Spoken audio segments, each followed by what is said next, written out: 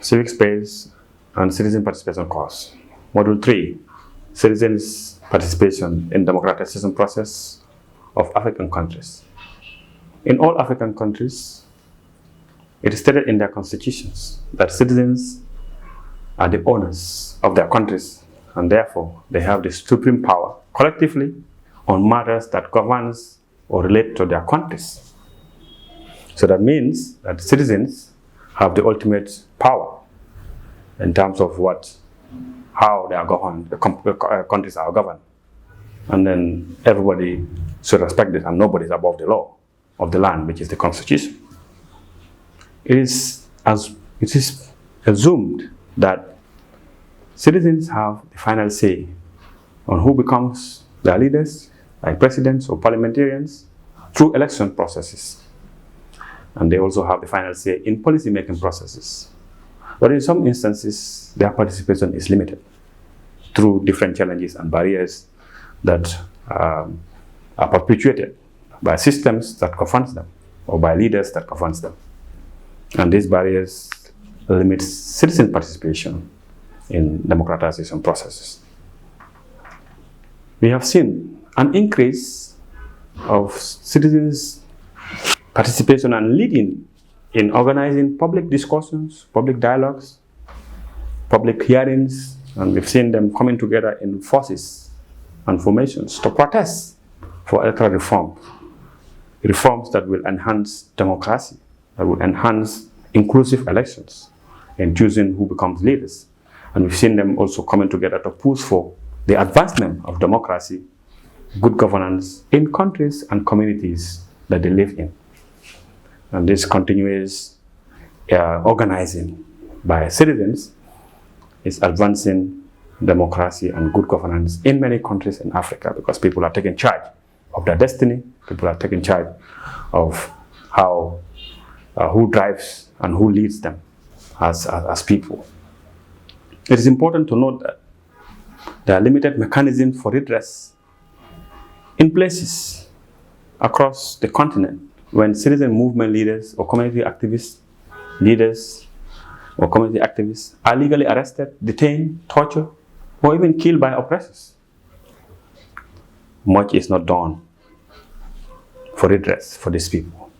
And this discourages some of the activists and some of the citizens to take more actions.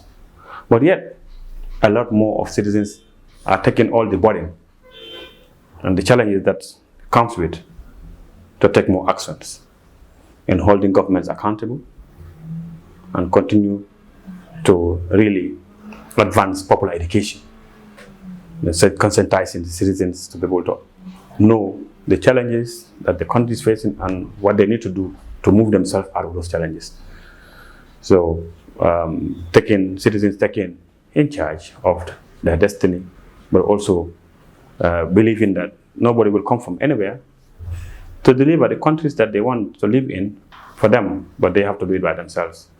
So that knowledge of why a country, the role of citizens, why we need to really collectively work together to change things that are not working for the society, to bring things that are, to bring leaders and processes and policies and institutions that will advance the life and livelihood of everybody, every citizen. We've seen formations of citizen movements pushing for this. The democratization process, helps to hold elected leaders to account, but also create, possibilities of, more creation of political parties and allowing multi-party systems in countries. So the democratization process, has been embraced and has been advanced in the countries across Africa. It's allowing more citizens to come together and form themselves into political parties to compete for leadership. Some in a level playing field, in some in a very serious, difficult conditions. But the great thing is people are advancing this democratization process. In many cases, there are voter appetite due to low political awareness and also due to frustrations within the governance systems Elected leaders are not transparent, they are not accountable, as well they are not responsive to opportunities, and as well they are not distributing the wealth within the country as they require to be by law. Countries are created to bring equality. Constitutions are created to serve, for countries and leaders to serve everybody, and governments to serve everybody equally, to help people live with dignity. But many a time, leaders are not fulfilling, are not living to these dreams that are in the laws.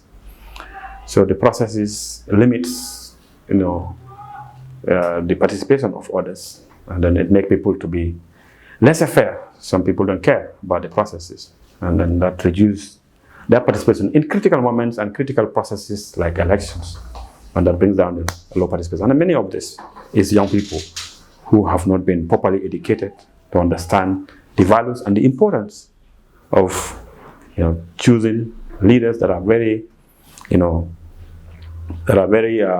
conscious, and that will live to the values of democracy and then rule of law, and to advance lives of citizens, to serve also them.